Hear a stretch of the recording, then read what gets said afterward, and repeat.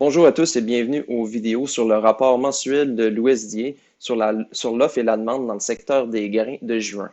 Tout d'abord, il faut dire que ce rapport-là est neutre, voire même sans surprise, étant donné que l'USDA a tendance à corriger le rendement du maïs et du soya en août seulement. De plus, pour l'année récolte 2019-2020, l'année est pratiquement terminée, ce qui fait en sorte qu'on a une meilleure idée de l'année en cours. Pour chacun des grains spécifiquement, on va commencer par le maïs. Aux États-Unis, pour 2019-2020, l'USDA a réduit les superficies récoltées de 0,1 million d'acres et le rendement de 0,4 boisseaux à l'acre, de sorte que la production a été abaissée de 46 millions de boisseaux. La demande pour la consommation en éthanol a affaibli de 50 millions de boisseaux afin d'incorporer les données de mai et de début juin de l'Agence américaine d'information sur l'énergie. Par conséquent, les stocks de fin ont été redressés de 5 millions de boisseaux pour 2019-2020. Pour 2020-2021, on note aucun changement majeur, si ce n'est la hausse des stocks de fin de 5 millions de boisseaux pour les situer à 3 323 millions de boisseaux. Le prix moyen, lui, pour 2020-2021, est resté identique à 3,20 US le boisseau. Au niveau mondial, il n'y a que quelques changements bénins. La demande chinoise a été renforcée de 1 million de tonnes pour 2019-2020 et 2020-2021. Les exportations pour 2019-2020 ont été augmentées de 1 million de tonnes en Argentine, tandis qu'elles se sont inclinées de 1 million de tonnes au Brésil. La production brésilienne pour 2020-2021 s'est accrue de 1 million de tonnes.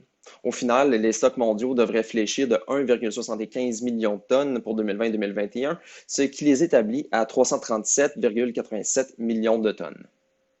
En ce qui a trait au soya aux États-Unis pour 2019-2020, la récolte a reculé de 5 millions de boisseaux en raison d'une révision à la baisse de la production au Dakota du Nord. La demande pour la trituration s'est élevée de 15 millions de boisseaux et les exportations ont fléchi de 25 millions de boisseaux, ce qui fait en sorte que les stocks de fin pour 2019-2020 ont été renforcés de 5 millions de boisseaux. Pour 2020-2021, la demande pour la trituration a été également augmentée de 15 millions de boisseaux, ce qui fait en sorte que les stocks de fin se sont abaissés de 10 millions de boisseaux pour se situer à 395 millions de boisseaux. Le prix moyen est échangé par rapport au mois dernier, ce qui fait en sorte que le prix est de 8,20 US le boisseau.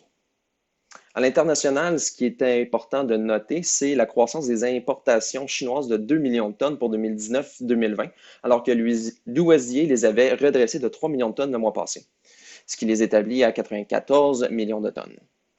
Cette augmentation de l'appétit chinois provient de l'Amérique du Sud. Les exportations pour le Brésil et l'Argentine ont été redressées de 1 million de tonnes chacun.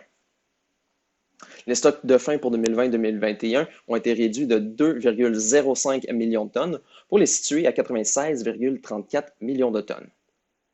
Quant au blé aux États-Unis, on note que les exportations pour 2019-2020 ont été diminuées de 5 millions de boisseaux, augmentant les stocks de fin de la même quantité.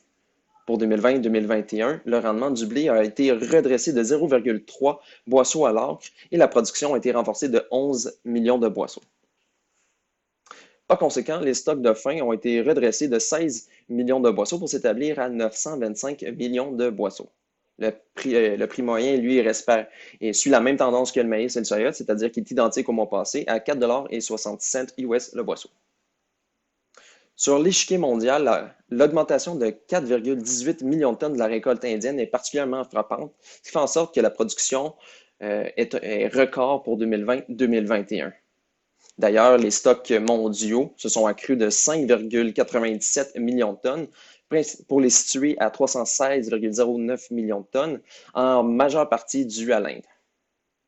C'est un aperçu du rapport mensuel de l'USDA. J'espère que cela vous a plu. Si vous voulez lire notre analyse complète, je vous invite à la consulter sur notre site internet au www.pgq.ca.